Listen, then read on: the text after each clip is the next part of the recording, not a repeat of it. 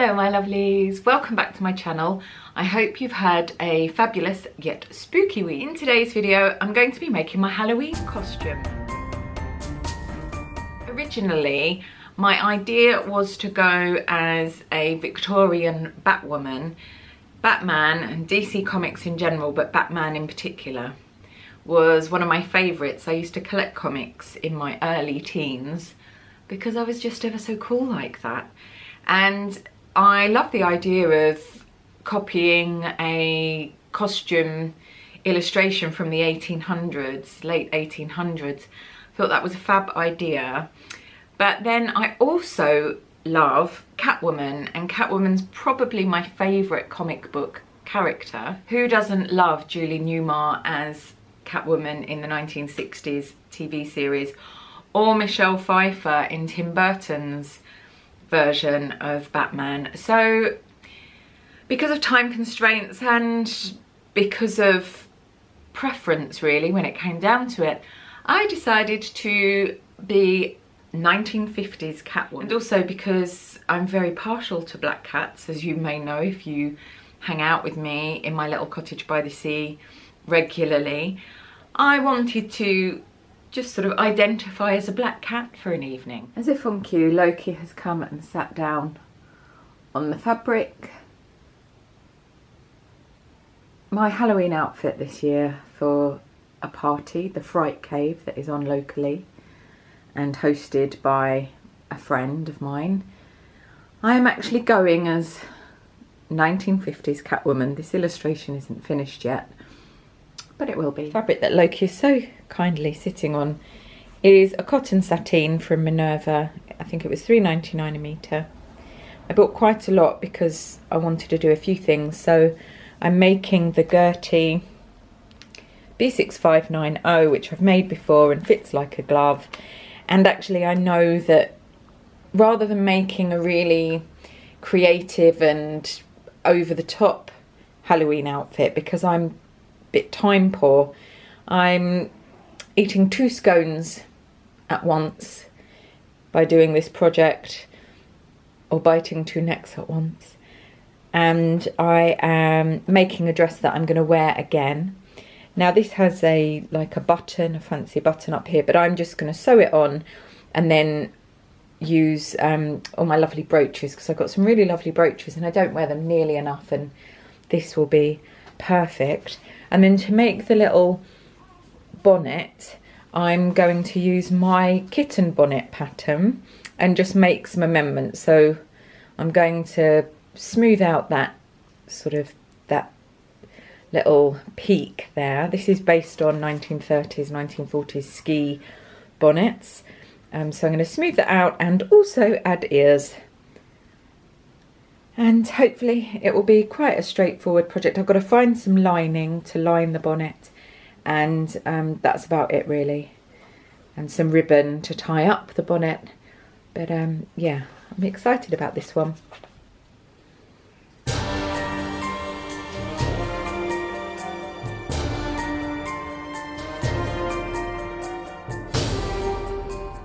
Note to self, these facings and also the fronts of this pattern, you only need 1 of each. So I've pinned that down on a double layer. I'm actually going to take that off, and then I'll just do single layer and cut out the fronts and the facing. But the centre, the back neck facing, you need 2.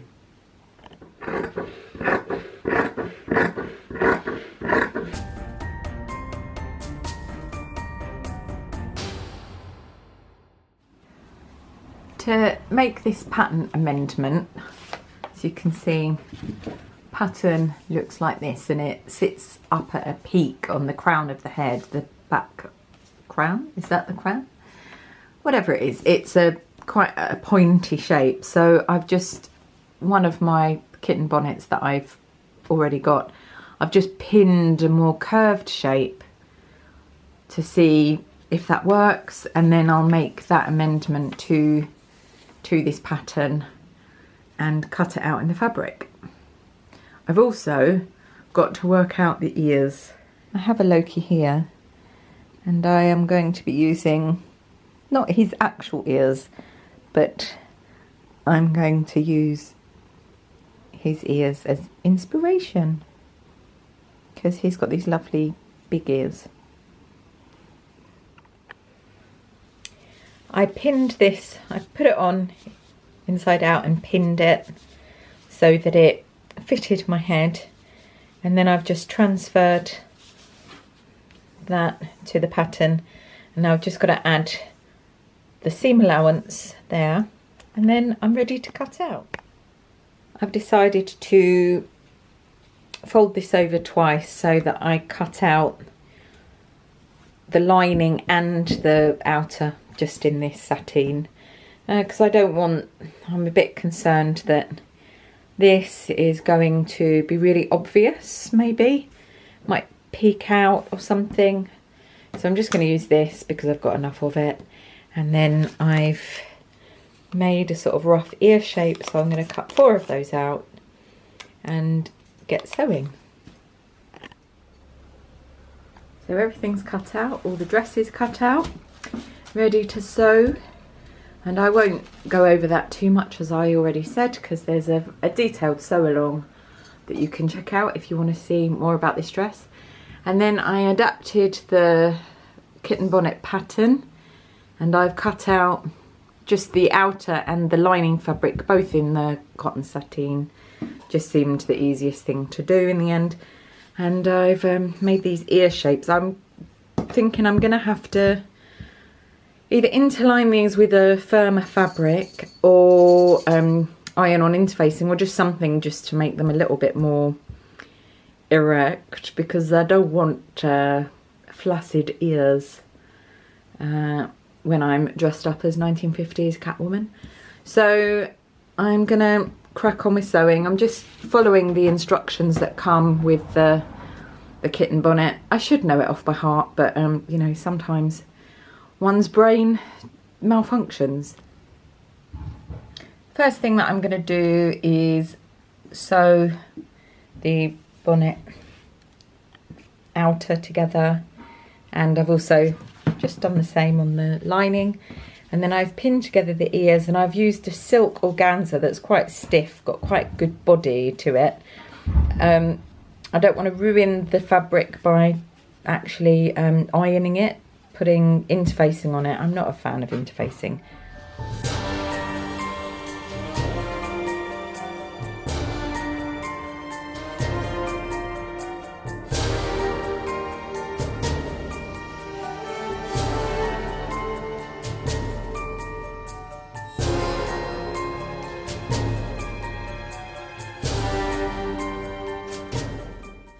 I've pinned all the darts and panels as far as I can on both the front and back of the dress, ready to sew.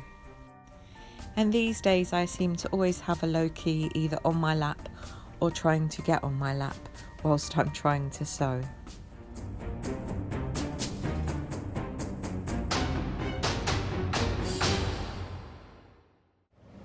Once all the darts or style lines are sewn in, I press everything, and then I do the next bit of pinning, which I'll then sew, finish seams, press, next bit of pinning, so that I'm chunking, I suppose you would call this method of production, into tasks.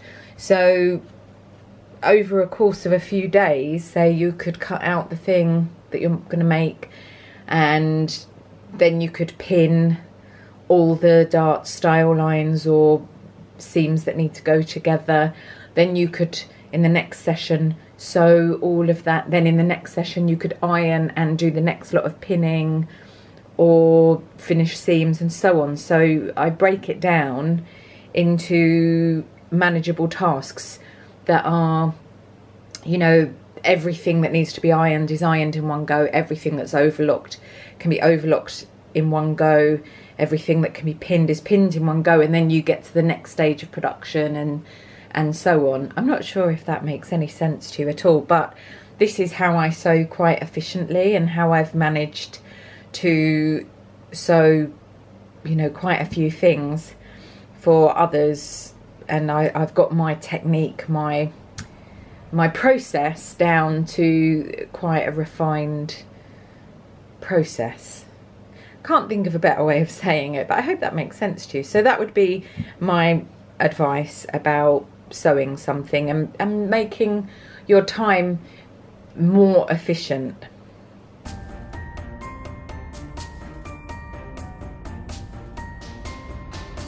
Swapped the foot over to a zip foot, and I'm now going to sew the zip in.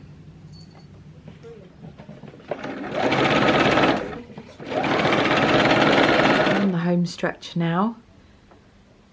The whole dress is sewn together, and I've got to put the facing on and hem the sleeves and the hem, and then it's ready. I've sewn both ears, I've just slip stitched the bottom, and I have Edith head over here, and I've got to work out where they're going. I originally was going to sort of fold them and put them on, but actually if you do that they look a bit more bat-like, whereas that looks more cat-like, so we're going for cat-like rather than bat-like.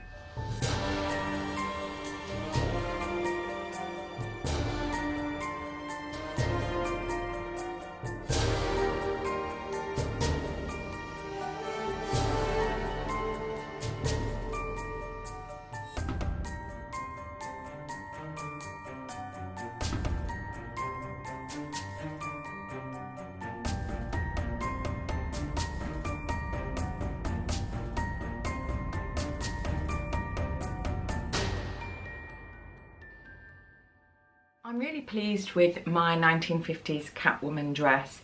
I feel like I need significant rigging to smooth out lines and so on, but then I also think, what the Hades, never mind. I definitely feel like I need to organise some kind of diamond heist whilst wearing this outfit, but I will just have to make do with a little bit of a dance and catching up with friends and just enjoying being a black cat for an evening.